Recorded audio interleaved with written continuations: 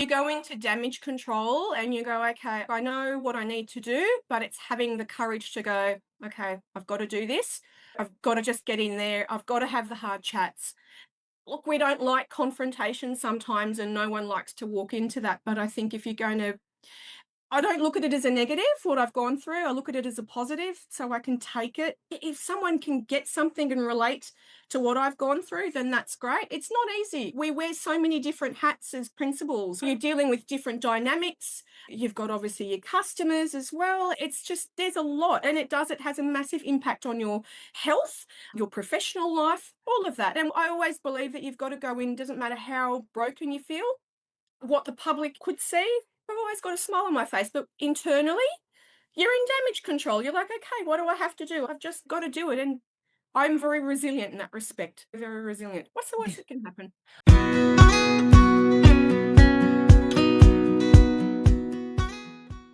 Hey there, and welcome to another episode of the Property Management Podcast. Thank you so much for having me in your ears. Now, there's a side of business that we don't talk about enough, and it's not the highlight reel, not the awards, not the polished success stories, but the part where things quietly fall apart. Do you know what I'm talking about?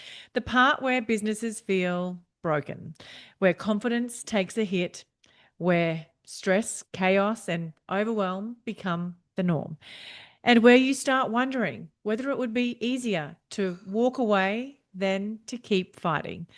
This conversation matters deeply to me because I've been there too. I've rebuilt a broken business many times over.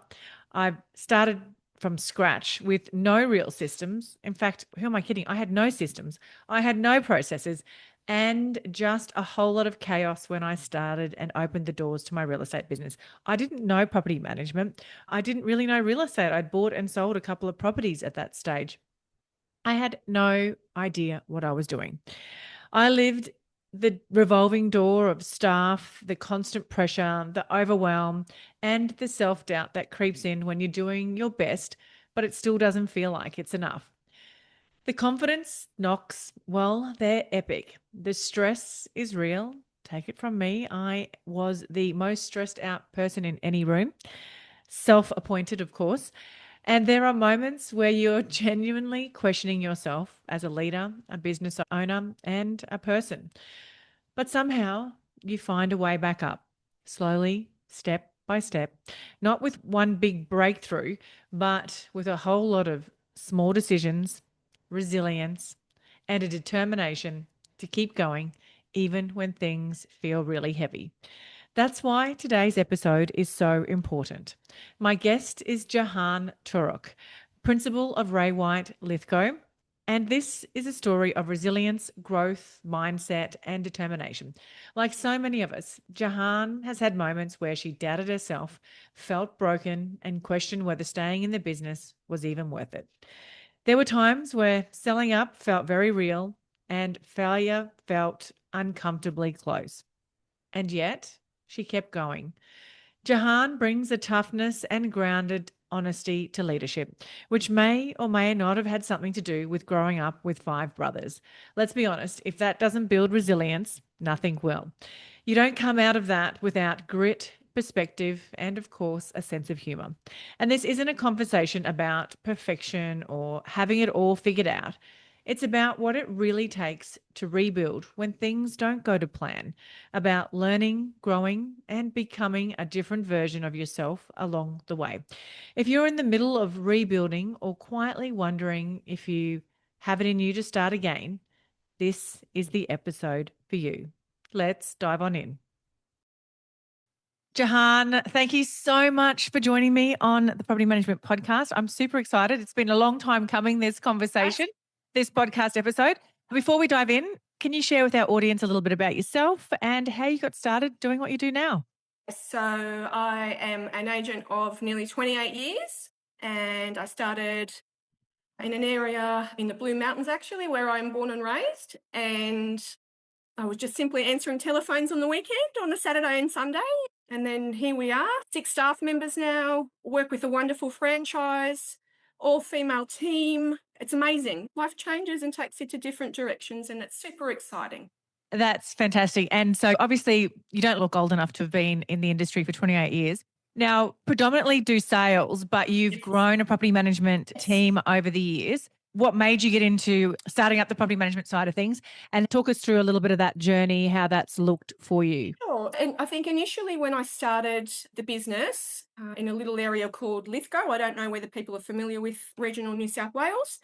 So, small country town, female operator. You've been thrown into the lion's den there a little bit, but initially I wasn't going to touch property management. So, I organically grew like a rent roll. So, it became one and then 20 and then 30. And then opportunities started to arise. And I bought out a business in town and added another 100. And then a prime operator in the region as well too, they were on the market. They couldn't sell. They were looking at retiring. So I acquired that business and my rent roll exploded. But it's a learning curve because it hasn't always been smooth sailing. We have expectations and then you get into it and it's totally different. It's very challenging, but look, it can be very rewarding as well. Yeah. Definitely. Now, and we connected a few years back, and you were going Yes. through a bit of a difficult juncture with the rent roll side of things, which is not alone. And I can totally relate to it, which is why I share and do what I do now, because I've pretty much seen the worst of it and seen the best of it now that I've sold out at the other end of it. Maybe, and if you don't mind, just opening up a little bit about what were some of the Absolutely. struggles that you Yeah, were for sure, experiencing. sure. Yeah. Absolutely. So again, look, we have an all-female team and sometimes we know something's not the right fit and the right bottoms are not in the right chairs. And as an owner of a business, I think we can recognize things are perhaps not running correctly, but we bury our heads in the sand and we think, oh no, it's going to get better. Just trust the process. It'll be okay. But no, it actually exploded. It got to the point where I had to reach out to you. Throughout my career, sometimes you've got to reach out to external people to help you because that's how you learn. And I think that's for me, I don't see it as a negative. It's an opportunity to go, okay, this is time, rip the band aid off, need to deal with it. Especially if you're a sales agent, like you don't know property management, you're stepping into a whole new part of a business. Absolutely. Look, I think with your guidance, it gave me the courage to have some very tough conversations. And I can safely say I took the action and it's never been better. So, fresh approach, new team. And I think being a leader as well, like stepping up a little bit more, that's where I'm at the moment. And when you go through those phases though, where it feels like the wheels are falling off the wagon, and I don't know if you can relate, but I've been through periods where I was losing management Same, and same. people were resigning, walking out the door. And on the outside though, my business looked like it was going really well. I think we had 25 sales and property management team members. We had 3 office locations. And everything looked like it was going well, but on the inside, it was just chaos. It was stress. It was burnout. And it really impacted my confidence as a leader. Is that It sort of what does. your It experience was as does. well? You go into damage control and you go, okay, I know what I need to do, but it's having the courage to go, okay, I've got to do this. I've got to just get in there. I've got to have the hard chats. Look, we don't like confrontation sometimes, and no one likes to walk into that. But I think if you're going to I don't look at it as a negative, what I've gone through. I look at it as a positive so I can take it. If someone can get something and relate to what I've gone through, then that's great. It's not easy. We wear so many different hats as principals. You're dealing with different dynamics. You've got obviously your customers as well. It's just, there's a lot. And it has a massive impact on your health, your professional life, all of that. And I always believe that you've got to go in, doesn't matter how broken you feel, what the public could see. I've always got a smile on my face, but internally, you're in damage control. You're like, okay, what do I have to do? I've just got to do it. And I'm very resilient in that respect. Very resilient. What's the worst that can happen? I remember you saying that to me a lot actually when Yes. we were having conversations. And I really did admire your growth Thank mindset. you. You have a very strong Thank growth you. mindset. So, would you say that is part of it? And where does that come from for you? Is that something you were born with? Is it something how you were raised?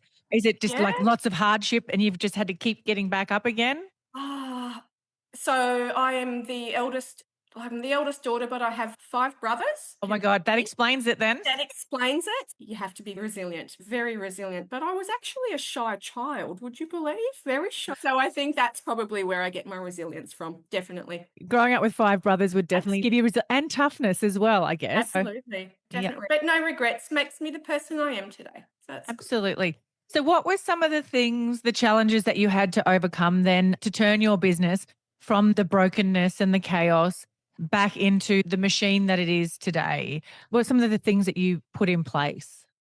More systems and processes. I think that's great. And also communicating more, having regular meetings, reaching out to other businesses like that run rent rolls, getting their ideas and their struggles and their challenges, and then trying to implement it. What works for me in my business? And it doesn't work for everybody. Everybody's structure is very different, different areas. Yeah, that's probably the best way to say it.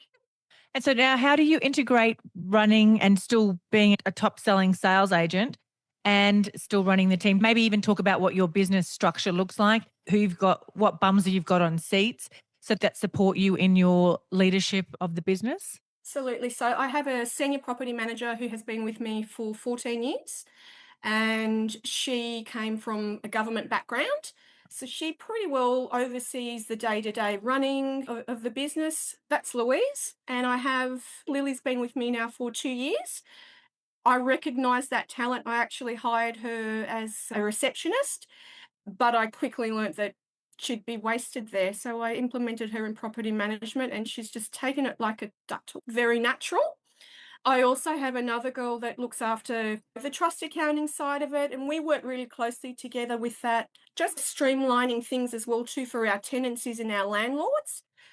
Bianca's been with me for 16 years. And obviously, we've got Fiona at front desk, so she's all over it, all obviously the day-to-day handling of it all. And yeah, that's it, it runs, it just runs. We communicate, we're a small little family, and it works really well, and we love it that way.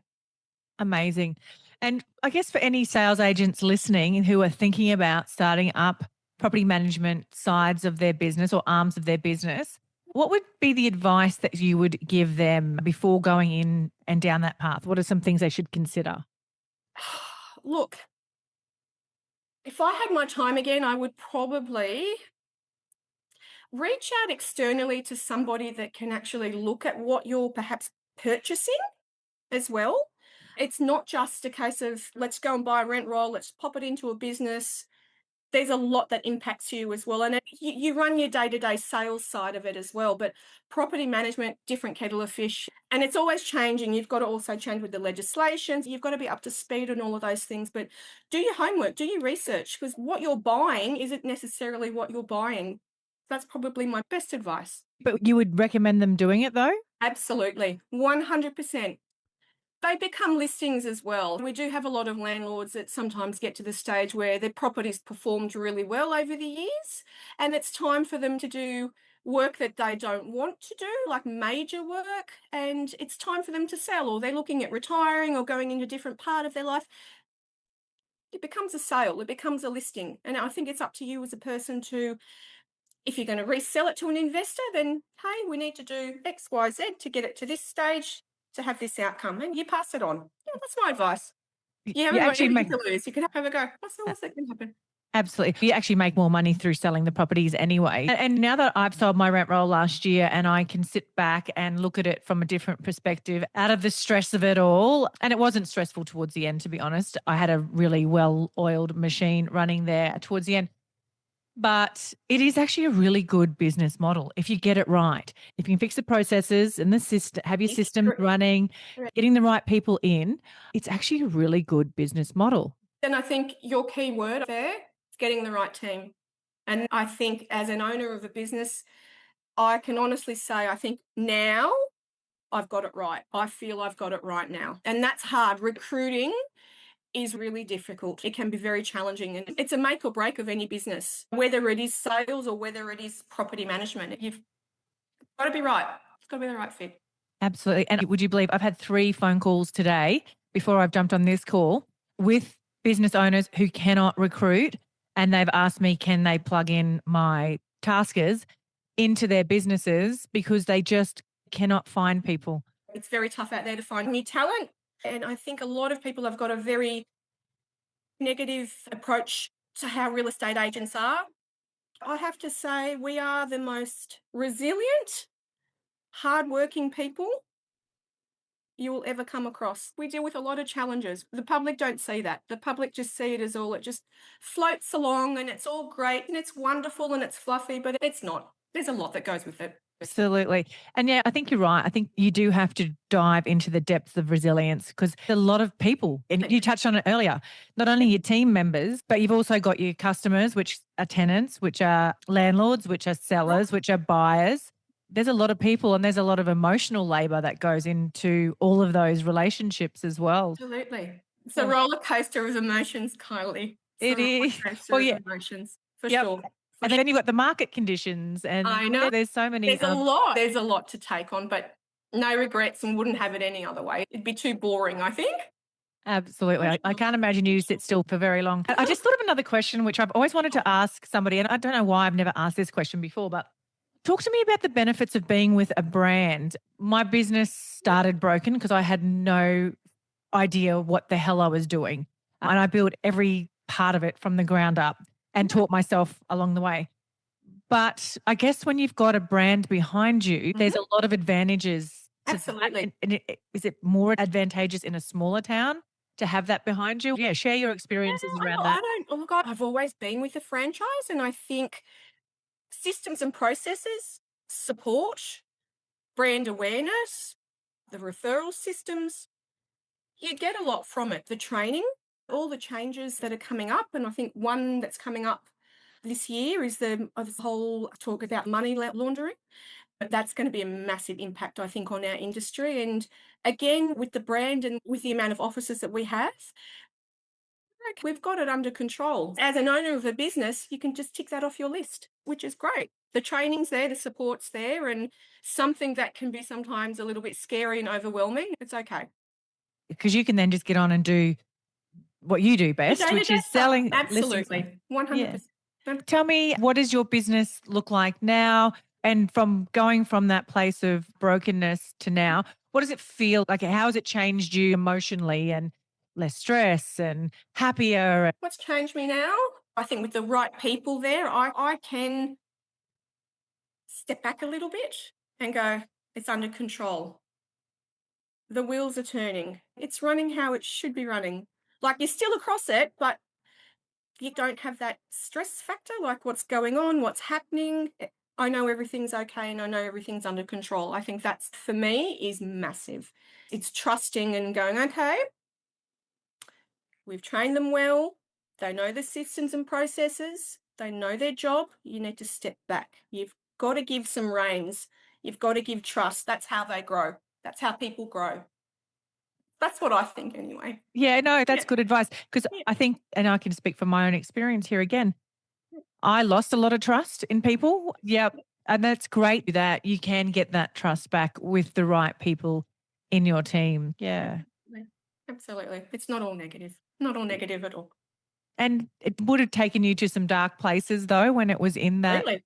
broken place? Absolutely. Absolutely. Of course, because you doubt yourself. What could I have done for a different outcome? But again, it's opportunity to change the business, good communication, bums on the seats.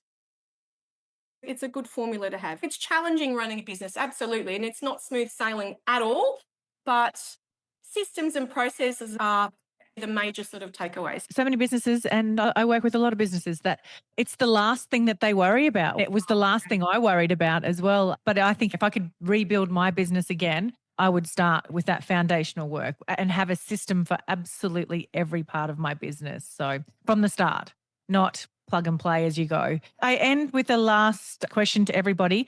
And it's a bit of a traditional question. And what is a personal development tool, resource, book, podcast, training, something that you could share with our audience to help them? Oh, just for the day-to-day running or surviving being an owner of a business, I think you have to be health. Mm? Your health, if you're not right physically and mentally, you're no good for anybody. And that means if you have to take some time out, sometimes we need to take a step back to be able to move forward. And I'm a very big believer in that. regular breaks, good health, spend time with family. And sometimes you do need to step back and need to step away from people as well. I feel that can be very toxic and don't bring anything positive to you. You have to eliminate that. I think that's massive. Surround yourself with good, and I think you'll be good. I love that. It's such wise words. And I can see and feel the growth that you've experienced over these last couple of years. Well done, you as well. Thank you. Thank you. With your help. Oh, Thank you. I Thank you. am a No, very tiny part. no, you gave me the push. You gave me the nudge. Thank you. And it's appreciated. I'm very grateful. That's all Thank good. you. Thank you. Thank you very much. Thank you Pleasure. for joining me on the Thank podcast. you for having me. Thank you. Can I ask you a quick favor before you leave this episode? Now, we all know how important reviews are for businesses these days, and mine is no different. If you could spare just a minute to follow, rate, and review this podcast, it would mean a lot to me. In fact, what would get me super excited is if you share this podcast with someone in the industry who you think might need to hear some of the episodes right now.